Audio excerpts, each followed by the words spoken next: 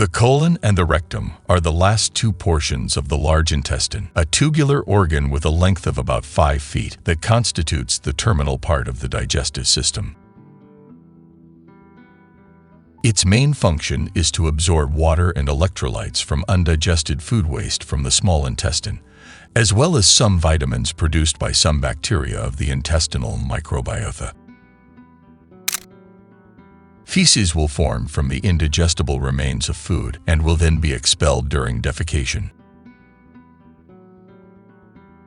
However, when one of the cells lining the large intestine accumulates a series of genetic mutations, it undergoes anomalous and uncontrolled growth, which gives rise to the formation of a tumor mass.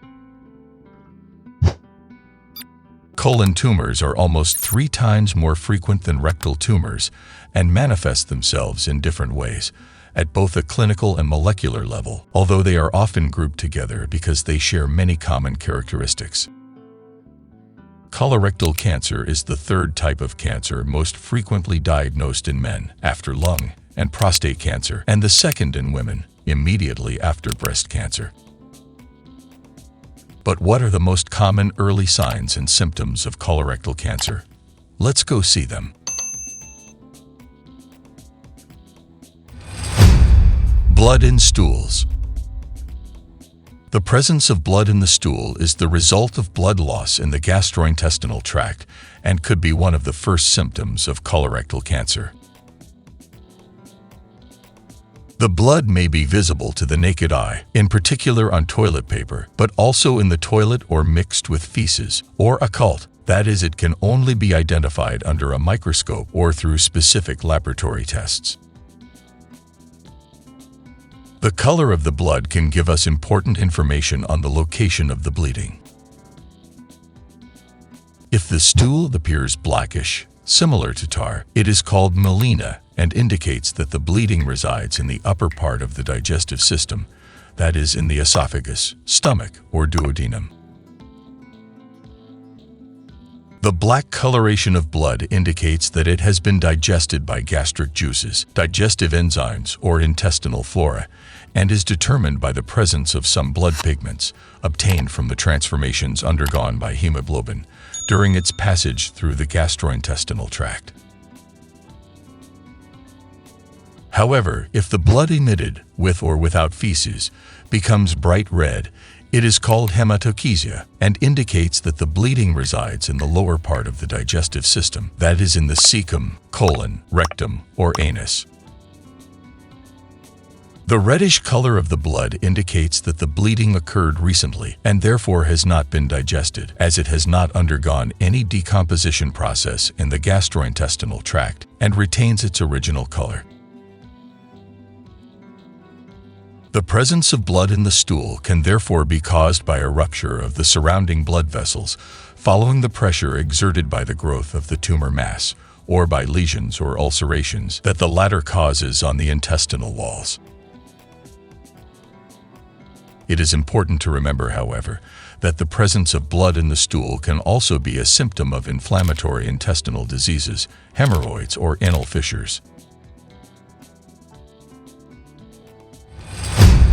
Changes in bowel habits. Intestinal activity is a condition of balance between the various processes that regulate digestion, the absorption of nutrients, and the elimination of food waste. In case of stress, poor eating habits, gastrointestinal diseases, use of antibiotics, or colorectal cancer, this balance can be compromised, negatively influencing the health and functioning of the gastrointestinal tract. The alteration of intestinal transit is associated with an increase or decrease in intestinal motility, that is, the ability of the intestine to move food forward within the digestive tract. This irregularity of intestinal function causes a modification of one's evacuation habits, such as the sudden onset of constipation or the alternation of episodes of constipation and diarrhea in individuals who until then had not had no disturbances.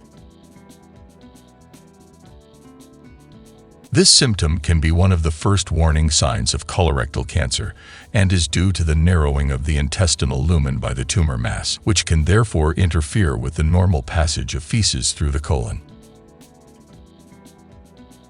Among the most common changes in bowel habits, we find an increase or decrease in the frequency of bowel movements, an alteration in the consistency of the stool, and rectal tenesmus. It is a disorder characterized by a spasmodic contraction of the anal sphincter, sometimes accompanied by pain, and a continuous urge to evacuate, which however is not followed by any expulsion of fecal material, except in minimal quantities.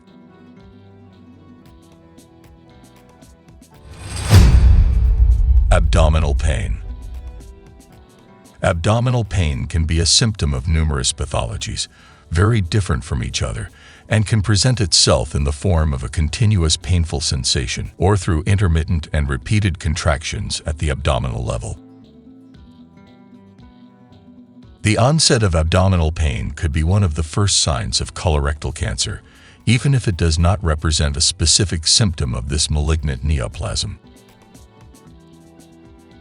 It occurs following partial or total obstruction of the intestinal lumen, lesions in the intestinal mucosa, or local inflammation of the intestinal walls, caused by the growth of the tumor mass.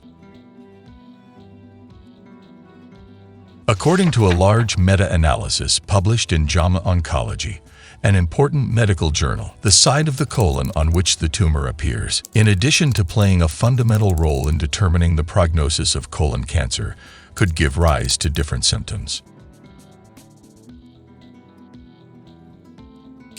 The right colon is made up of the cecum, the ascending colon, and the right half of the transverse colon, while the left colon is made up of the remaining left half of the transverse colon, the descending colon, the sigmoid colon, and finally the rectum and the anus.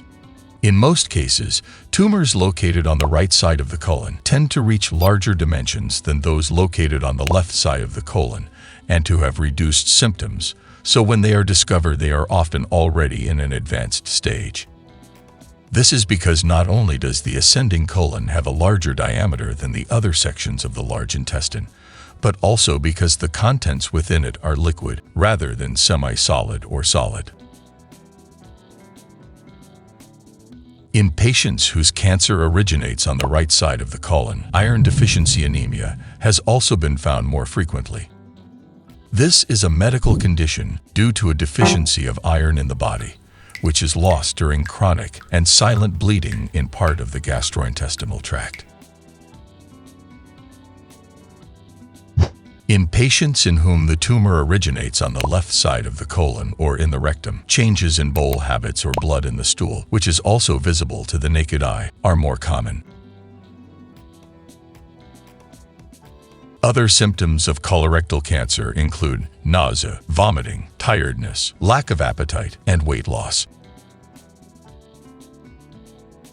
In conclusion, it is good to remember that the symptoms of colorectal cancer can vary considerably from person to person and depend on the type of tumor, its location, and its extension. Symptoms that can also be confused with other intestinal diseases, hemorrhoids, or anal fissures, so it is important to always talk to your doctor or a specialist. An early diagnosis of colorectal cancer allows you to improve the effectiveness of treatment and reduce the risk of mortality, consequently increasing the chances of survival.